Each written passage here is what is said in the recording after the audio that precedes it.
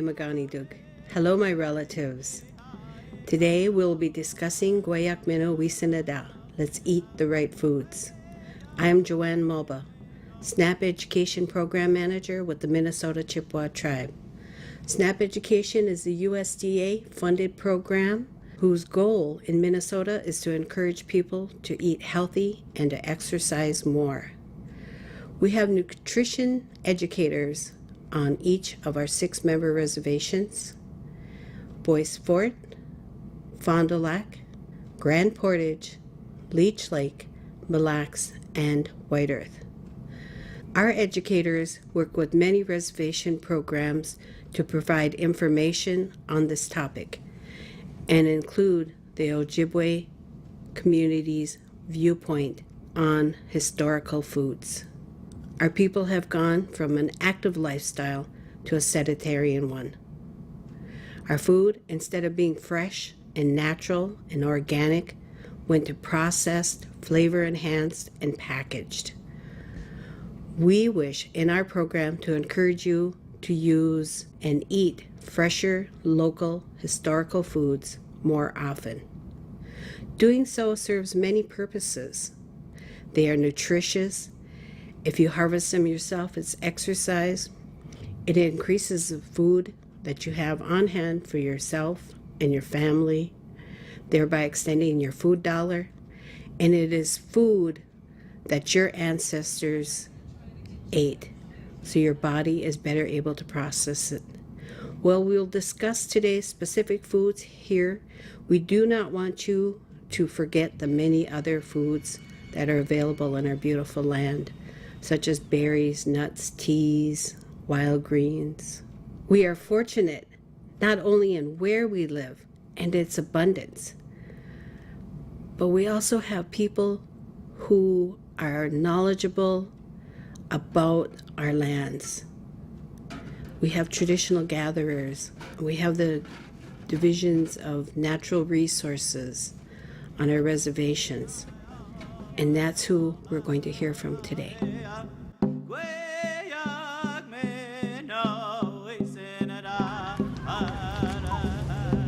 So some of the things we talk about when we're out and about with the kids and got time to talk about these things, or we're on the subject of food,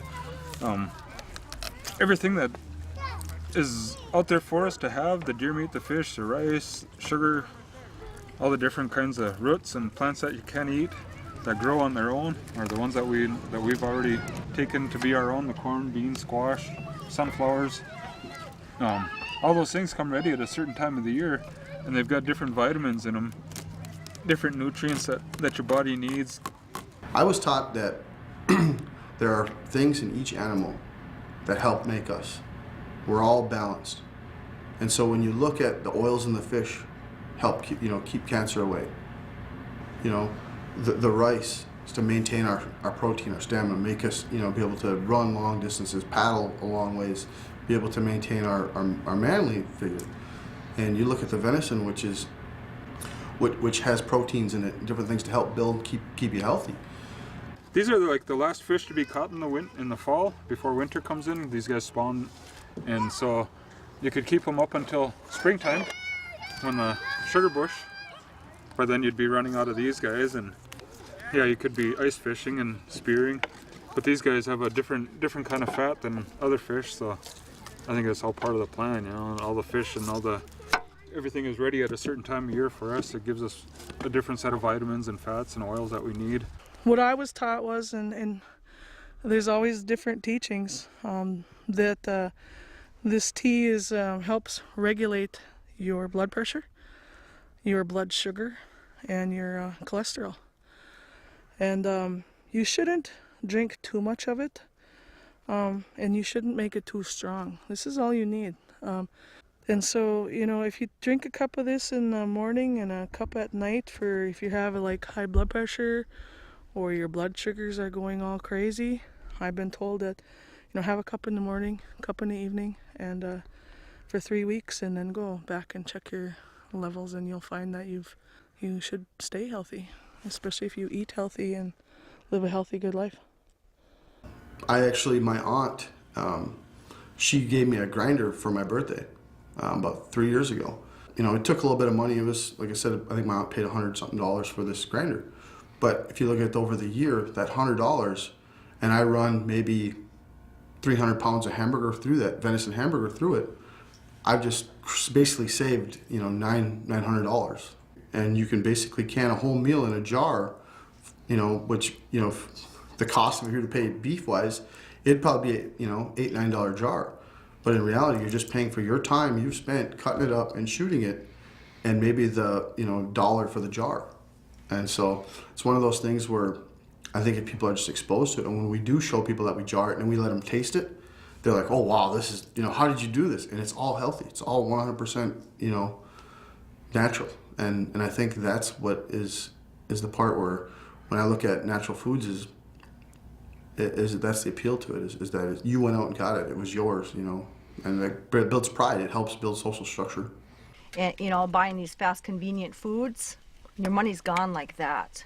But if you actually just take a couple days, or even, you know, 4 days out of the month, and pre-plan your meals, and, you know, bake and cook and freeze things, it makes life a lot easier.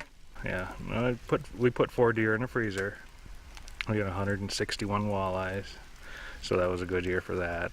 We had 50 pounds of finished rice, you know. And then basically all you have to do, Jody bakes bread all the time, you know, different kinds, wheat, wild rice bread, and it's so much cheaper than buying it.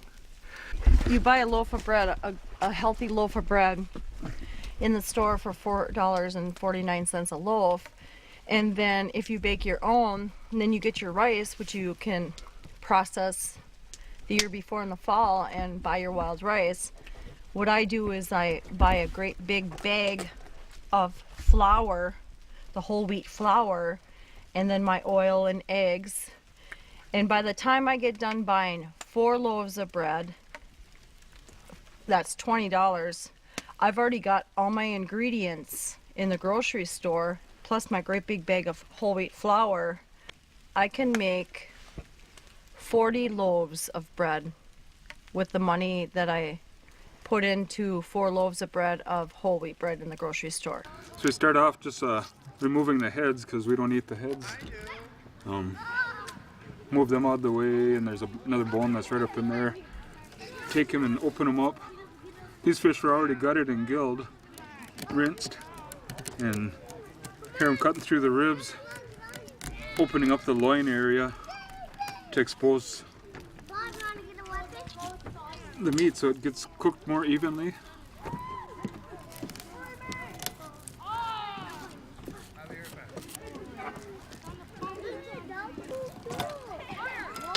And you grab,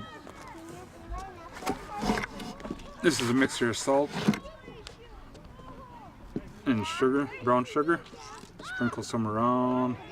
That'll be my dry hand, and this will be my wet hand that does the rubbing it in.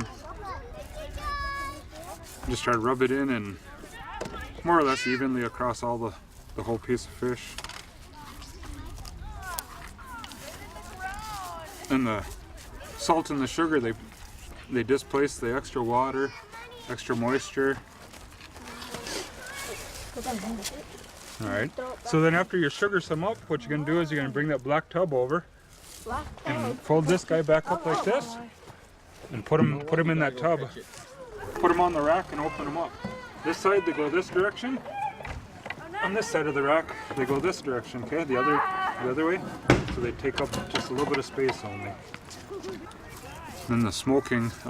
This one after this sits in with the sugar and salt on it for a couple of hours, it'll push out a lot of the water. And then the smoking will actually, the heat, we'll have it up to about 350 in there for an hour, and then a couple hours of smoke, and that'll push out 80% or so of the moisture that we don't need, the extra moisture. And these ones we're eating fresh, so we won't dry them all the way. If we're wanting to put these away, we just dry them for probably higher heat for about 3 hours with still a lot of smoke, and then you could actually stack them back in the boxes. And I know there's a certain percentage of moisture that's involved there that's left, but I don't know what those numbers are. I only know what it is by sight. And then you can take these fish and stack them, like I said, and put them away in a box and keep them in your shed or in your cupboard or someplace cool, dark, dry, and they won't mold. Okay, you got the ones drilled? Okay. Yeah. These are cans. These are the ones that we already drilled. We got these from the ENP in Mino. And we've, as you can see, they've saved up cans for us throughout the year. So it's really important that you start this right away before maple sugaring time. Right. And then we just drilled this with a bit right here. Yep. And so it'll hook right onto our tap when we're done. So we get these done right away, and then it just kind of braces itself against the tree. Yeah. This is ice, so we know that sugar is heavier than ice. So we'll just get rid of that, because it's not maple sugar, it's ice.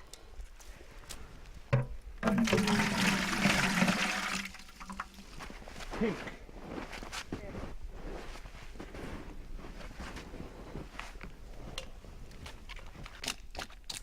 Cut a little flat spot.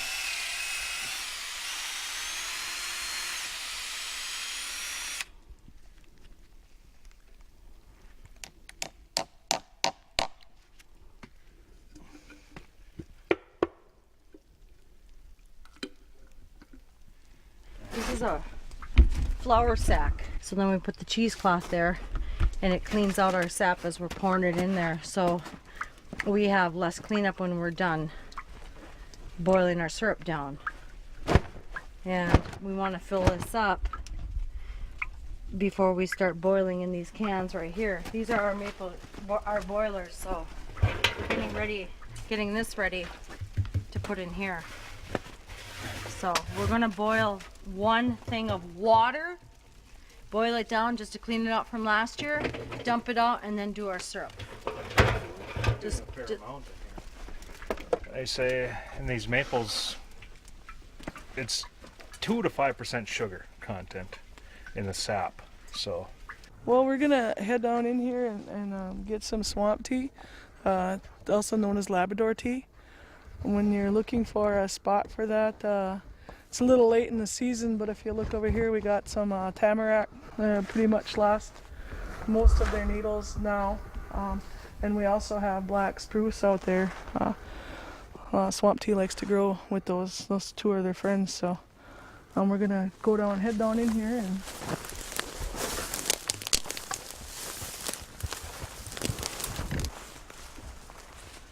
so swamp tea is actually an evergreen, and we were on our way to a different patch when I happened to look out the window and see this patch, and this is very tiny leaves. First thing you want to do when you harvest something like this is, if you want to do that the cultural way, is to make sure you put out your tobacco or your sema, so milk can just pan around the area here where we're at while I ask permission to take some leaves.